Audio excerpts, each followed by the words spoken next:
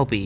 အဲ့တော့ဒီတစ်ခါဘသူစီရေးမှာလဲဆိုတော့ Katie my sister စီရေးမယ်ဟုတ်ပြီပြောထားတဲ့အတိုင်းအပေါ်မှာလောက်ခဲ့တာတွေရေးမယ်အောက်မှာကလုံးမဲ့အကြောင်းအရာတွေရေးမယ်ဒီမှာကတော့သူပြောထားတဲ့ noun ပါလို့ယခုဆိုတာဖြစ်နေတယ်ပေါ့နော်ဟုတ်ပြီဘာတွေလောက်ခဲ့လဲဘာတွေလောက်ခဲ့လဲဆိုကြည့်အောင် now I'm very tired and I want to go to bed အိတ်ချင်ပြီလို့ပြောတဲ့အတွက်ဒါကြောင်းမသွားခင်လားကြောင်းသွားပြီးမှလားစဉ်းစားမယ်ဒါဆိုရင် after school ပေါ့ကြောင်းဆင်းတဲ့အခါမှာ after school ဘာတွေလောက်ခဲ့လဲ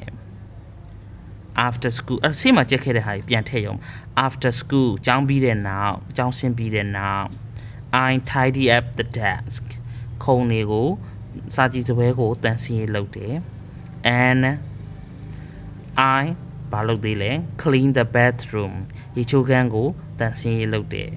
အဲ့တော့နှစ်ချက်ပြီးသွားပြီ and လို့ပြောရတဲ့နှစ်ချက်ထည့်ရမယ်เนาะကိုကြိုက်တဲ့နှစ်ချက်ထည့်လို့ရတယ်ဒါဆိုရင် I also နောက်ထပ်ဘာလုပ်သေးလဲ also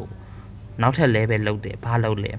I also water the plants အပင်တွေလည်းရေလောင်းခဲ့တယ်အဲ့တော့လုပ်ခဲ့တာဖြစ်တဲ့အတွက် past tense တွေကိုပဲသုံးရမယ်เนาะဟုတ်ပြီအဲ့တော့အဲ့ဒါတွေလုပ်ပြီးသွားတော့ဘာဖြစ်သွားလဲ but now I am very tired အလွန်မောသွားပြီ I want to go to bed အေးရဝင်ချင်တယ်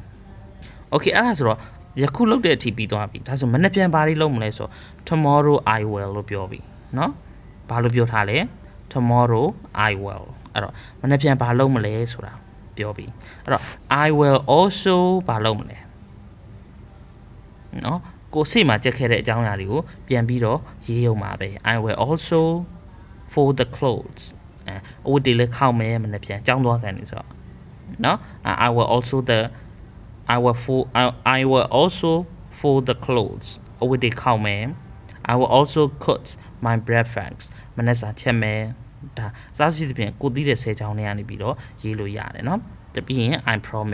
promise ပေးပါလေဆိုပြီးတော့ good night ဆိုပြီးတော့ဒီနောက်မှာမင်းနာမည်ထည့်ပေးလိုက်ရုံပါပဲเนาะဟိုမှာကိုကြိုက်တဲ့နာမည်ထည့်လို့ရတယ်ဒါဆိုရင်ပြီးသွားရောเนาะ